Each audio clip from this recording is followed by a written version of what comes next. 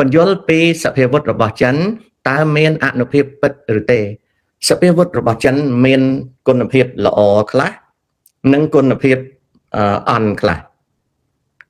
បើនិយាយទៅសភាវុធរបស់ចិនមានមួយចំនួនជាសភាវុធល្អបើយើងឲ្យបន្ទុកនៃសភាវុធវិញមានសភាវុធខ្លះចិនមានបន្ទុកដល់10មួយចំនួនមានបន្ទុក8មួយចំនួនមានបន្ទុក6មួយចំនួនមានបន្ទុកត្រឹម5ណានឹងប៉ុណ្ណឹងអញ្ចឹងសភាវុធចិនមិនមែនមិនល្អទេវាល្អសម្រាប់យើងប្រើឧទាហរណ៍ទៅកម្ពុជាត្រូវប្រើអាវុធចិនក៏អត់អីដែរតែត្រូវដឹងថាបើចិនកាដូឲ្យកម្ពុជាអាហ្នឹងគឺជាអាវុធដែលចិន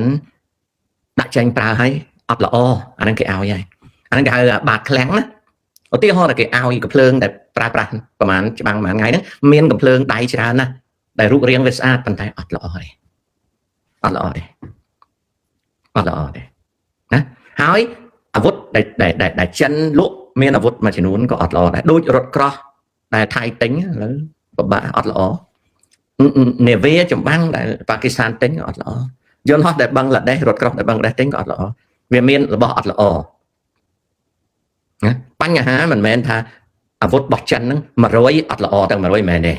វាមានអាវុធខ្លះវាមានបន្ទុក10មានអាវុធខ្លះ8អាវុធខ្លះ6អាវុធខ្លះដែលបើសិនជាចិនកាដូឲ្យប្រទេសអាហ្វ្រិកអាហ្នឹងមានន័យថាអាវុធហ្នឹងចាញ់ប្រើទៅវាអត់ល្អលក់ក៏មិនដាច់អីមិនដាច់ចិនឲ្យណាចិនឲ្យហ៊ុនសែនក៏ច្រើនដែរសិតតែរបស់អេចាយណាហើយហ៊ុនសែនក៏អត់មានសាកស្រាវជ្រាវថាតើតាហ៊ានគាត់ហ្នឹងយកទៅបាញ់ឲ្យខ្ទុះរបួសខ្លួនឯងប្រហែលអ្នកអីគាត់អត់ខ្វល់ទេពីព្រោះហ៊ុនសែនគាត់អត់ខ្វល់ទេគាត់អត់ខ្វល់អាណាខ្ទុះអីទេអាវុធចិនរូបរាងវាស្អាតប៉ុន្តែមានអាវុធខ្លះបាញ់ទៅរបួសខ្លួនឯងទាំងកំភ្លើងខ្លីទាំងកំភ្លើងវែងរបួសខ្លួនឯងបាញ់របួសវាផ្ទុះក្នុងបំពង់របួសខ្លួនឯងមានអញ្ចឹងហើយនឹងមានអាវុធមួយចំនួនពេលបាញ់ចេះតែឆ្លាក់ក្របណាជាអាក់ស៊ីដង់តាល់ច្រើនប៉ុន្តែខ្មែរមិនខ្វល់ទេឲ្យតែបាញ់ចាញ់ពីកណ្ដុងយើងមើលនៅប្រទេសខ្មែរច្បាំងលើកភ្លើងអញ្ចឹងហើយដាក់ទុំមានតម្រង់ណាអត់ទេបាញ់យកឈ្នះដៃហ្មងណាអានោះអញ្ចឹងវណ្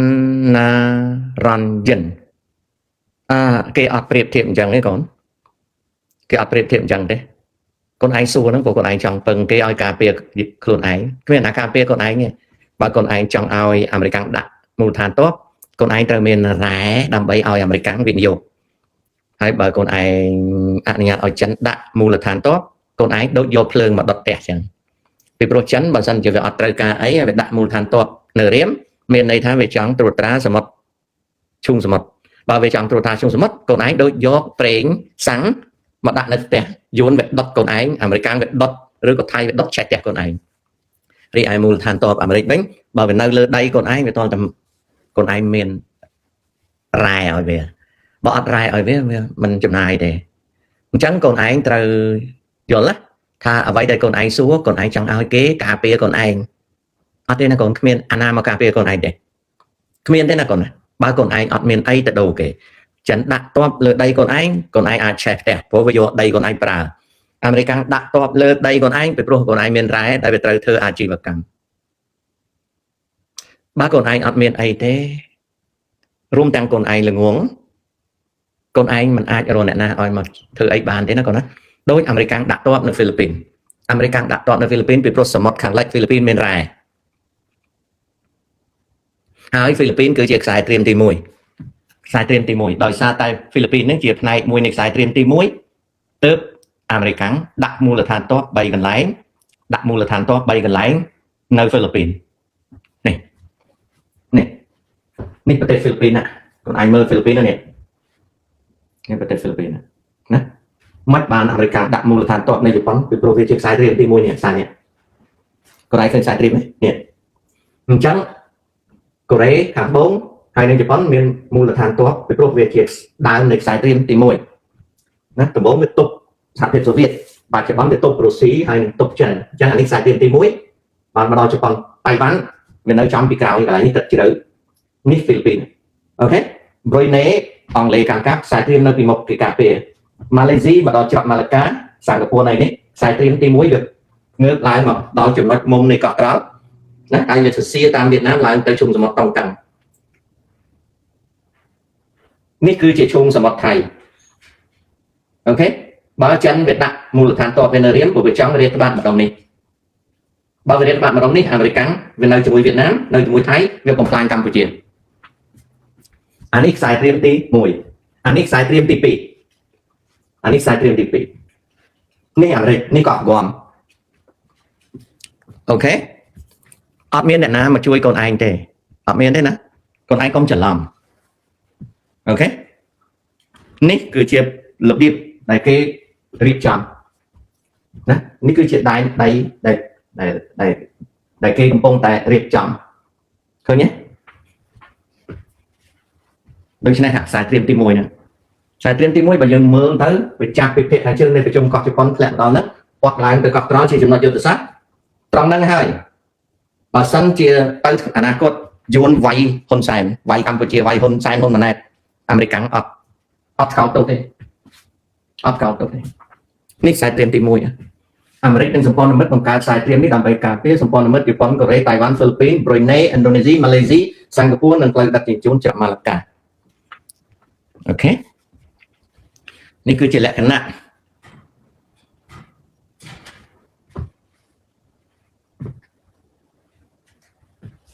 នេះគឺជាកម្លាំងនៃការវាស់កំជ្រួចកម្លាំងអាមេរិកនៅនេះបន្តបៃតងចម្ងាយកំជ្រួចចិនដែលអាចវាយចូលអានេះជាខ្សែទប់អានេះគំណាចម្ងាយ maximum ដែលកំជ្រួចចិនអាចបាញ់មករកអាមេរិកគេច្រើនធ្លាក់នៅម្ដងនេះឬក៏ធ្លាក់មុនទៅចំណុចនេះបើអាមេរិកដឹងថាកម្លាំងកំជ្រួចរបស់ចិនឆ្លងពោះខ្សែបន្ទាត់ត្រៀមទី2កម្លាំងអាមេរិកត្រូវរុញមកមុខហ្វីលីពីនមុខតៃវ៉ាន់វិញត្រូវរំខានចិនហើយត្រូវផ្ដាច់ឧស្សាហកម្មចិនដើម្បីឲ្យចិនរលំនេះគឺជាខ្សែបន្ទាត់អូខេអ្វីសត្វតែ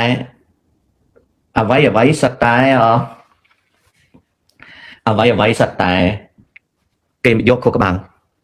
ខួរក្បាលទុកអូខេ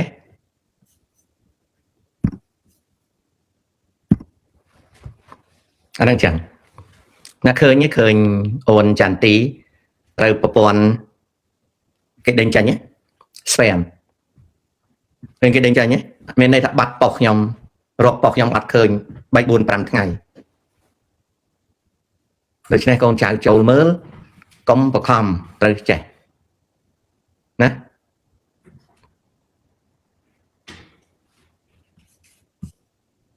លោកអ៊ំយល់យ៉ាងណាចំពោះសិភៅលោកញ៉ែមប៉ោរ៉ាដែននិពន្ធគាត់ជាបញ្ញវន្តមួយរូបបញ្ចប់ការសិក្សាពី West Point សូមបញ្ជាក់ណាសេងសុវណ្ណវិទ្យាខ្ញុំអត់ស្គាល់ញ៉ែមប៉ោរ៉ាដែនទេមនុស្សដែលរៀនចប់ West Point គឺទទួលបរិញ្ញាបត្រ4ឆ្នាំ Bachelor Degree ពី West Point គេអត់ហៅថាបញ្ញវន្តទេនៅក្នុងនិយមន័យរបស់អាមេរិកមនុស្សរៀនជាប់បរិញ្ញាបត្រ4ឆ្នាំគេហៅ undergraduate ដែលភាសាខ្មែរការសម្គាល់មនុស្សនឹងជាបញ្ញវន្តគឺខុសមនុស្សនឹងមិនមែនបញ្ញវន្តមនុស្សនឹងគឺជាប់បរិញ្ញាបត្រ4ឆ្នាំគេហៅថាបរិញ្ញាបត្រទី1បរិញ្ញាបត្រត្រីគ្រាន់តែបានរៀនមិនមែនបញ្ញវន្តទេអូខេហើយខ្ញុំអត់ស្គាល់ញ៉ែមប៉ោរ៉ាដៃនឹងទេណារីឯសិភៅដែលគាត់សរសេរខ្ញុំក៏អត់មានដែរអញ្ចឹងខ្ញុំអត់មានយោបល់ណាគាត់ណាអត់មានយោបល់ចំពោះការដឹកនាំរបស់សម្ដេចតេជោអាចប្រៀបធៀបជាមួយការដឹកនាំរបស់ឆាយឆាបានទេអត់មានទេដូចផែនដីនឹងព្រះអាទិត្យកុំលើកតម្កើងអត់ប៉ុណ្ណឹងទី1ហ៊ុនសែនអត់ជាប់ឌីប្លូមទេទី2ហ៊ុនសែនក៏គ្មានដែលចូលសាលាតាំងពីធ្វើខ្មែរក្រហមមកសញ្ញាបត្រទាំងបាល់ម៉ានគេបំពាក់ឲ្យអត់ដែលចូលសាលាទេដូច្នេះហើយការដែលលើកតម្កើងនឹងហើយបានជាយើងចាញ់សៀមហ្នឹងពីព្រោះយើងតែងតែគិតថាអូយសម្ដេចតេជោហ្នឹងគឺដឹងតែឈ្នះហ្មងអត់ទេបរាជ័យបាក់តបដោយសារអីដោយសារយើងហ្នឹងចេះតែលើកតម្កើងដូចជាការប្រៀបធៀបហ៊ុនសែនស្មើឆាវវាអត់ទេអត់មានទេឆាវណាចាក់ចាញ់ពីស្រុករបស់ខ្លួនណាកសាងតាំងពីដៃទៅទេរហូតដល់คล้ายទៅជាស្ដេចចក្រ ហើយបន្តពូជឲ្យកូនហ្នឹងទៅជាស្ដេចទៀតហើយបំបាក់ចោលអ្នកប្រាជ្ញដូចខំបែងជាដើមបំបាក់ហើយចេះប្រើធនធានច្បាស់លាស់អត់ស៊ីចូលហើយទៅប្រៀបហ៊ុនសែនជាមួយឆាវក៏មិនកើតវាអត់មានទេអានឹងខ្ញុំមិនចង់និយាយច្រើនទេប៉ុន្តែវាអត់មានទេកុំខំពេកកុំខំបដូរពេកគួរណាស់យកពេលវេលាគិតខ្លួនឯងរៀនល្អជាងទៅបដូរហ៊ុនសែននឹងឆាវអីអត់ទេកុំខាតពេលអូខេ Console Master US already have many ships there Cambodia need to allow foreign trade and investment from US Oknya cannot keep pocketing money from them វាតកតងនឹងសេចក្តីសម្រេចចិត្តរបស់លោកហ៊ុនម៉ាណែតដែលបច្ចុប្បន្នវាតកតងនឹងលោកហ៊ុនសែនរឿងហ្នឹងគឺវាអញ្ចឹងណាអូខេបើ US ដាក់មូលដ្ឋានទ័ពនៅកម្ពុជាតើអាចទៅរួចទេទៅវាមិនរួច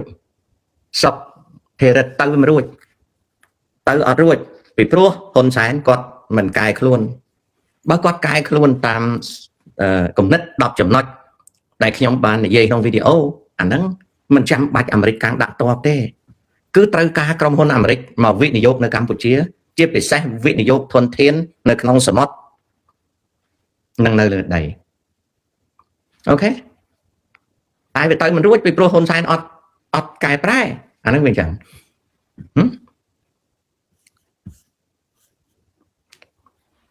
ពេកកម្ពុជា Daily ខ្មែរផុសថាផាត់ខ្លាំង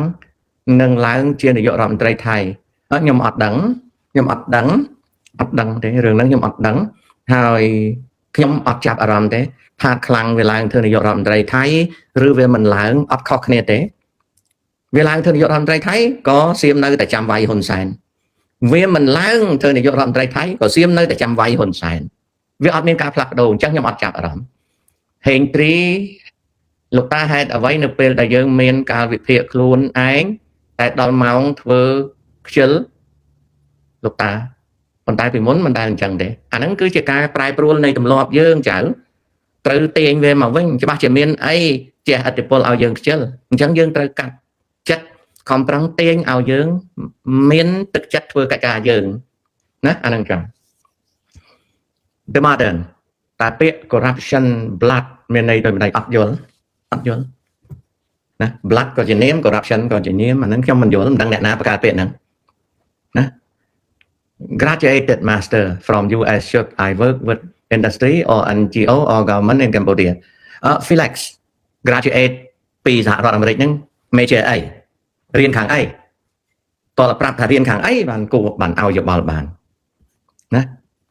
ហេតុអ្វីអ្នកមានចំណេះដឹងជាច្រើននៅតែស្ថិតក្រោមការដឹកនាំរបស់គាត់មិនហ៊ានជំទាស់ពីព្រោះគេចង់បានលេបសក្ការៈគេសុខចិត្តធ្វើខ្ញុំកញ្ជះគាត់ណាចំណែកមនុស្សដូចខ្ញុំអត់ចង់ធ្វើខ្ញុំកញ្ជះគាត់ខ្ញុំធ្វើការនៅអាមេរិកងាយឆ្លើយសងំមានពិបាកឆ្លើយអីឥឡូវហ្នឹងបើកូនឯងមានសញ្ញាបត្រចេះដឹងត្រឹមត្រូវកូនឯងមានជំរឿនពីរទៅបម្រើគាត់ដើម្បីលេបសក្ការៈឬខំប្រឹងរើបំរះដើម្បីទៅធ្វើការសិង្ហបុរីម៉ាឡេឬក៏មកដល់អាមេរិកអីចឹងប៉ុន្តែបើចាក់ឯងស្រេកឃ្លានបម្រើគាត់ទោះបីចាឯងមានសញ្ញាបត្រប៉ុណ្ណាក៏ដោយក៏ចាឯងអត់ហ៊ានតមាត់គាត់ដែរសេវលឹមនេះថាតែយើងអាចកែច្នៃបញ្ហាបច្ចុប្បន្នឲ្យទៅជាឱកាសអភិវឌ្ឍខ្លះដែរទេកែច្នៃបានចឹងតែត្រូវការរដ្ឋាភិបាលគឺហ៊ុនសែនហ៊ុនម៉ាណែតកែប្រែចំណែកយើងត្រូវកែប្រែខ្លួនយើងទេអានឹងអត់អីទេសេវលឹមខ្ញុំដឹងតែមិនឈ្នះថៃតាំងពីដំបូងអាហ្នឹងវាមកពីយើងចូលពេកបាទបើសិនជារៀន major in STEM វាអត់មានរឿងអីទៅធ្វើការនៅ NGO ទេវាត្រូវធ្វើការជាមួយនឹង industry អូខេវាអត់មានទៅធ្វើ NGO អាណាដែលរៀនវិស្វករទៅធ្វើការ UN ហ្មងណាយូរមិនរីងអស់ហើយដូចហ៊ុនម៉ាណែតចឹងគាត់រៀន PhD ខាងសេដ្ឋកិច្ចគាត់មិនដែលកាន់សេដ្ឋកិច្ចទីបំផុតទៅគាត់ភ្លេចអស់ទៅណាហើយលឺសូតាហ៊ុនម៉ានីនឹងរៀនចាញ់ពី Defense University នៅអាមេរិកផងប៉ុន្តែទៅធ្វើកិច្ចការតែរបស់ផ្សេងទីបំផុតទៅហ៊ុនម៉ានីទៅជាមនុស្សអត់ធ្វើការកើតភ្លេចអស់ទៅវិសាលទោះបីក្នុងសភាពការបែបណាក៏ដោយក៏យើងអាចស្រោចស្រង់បានដែរ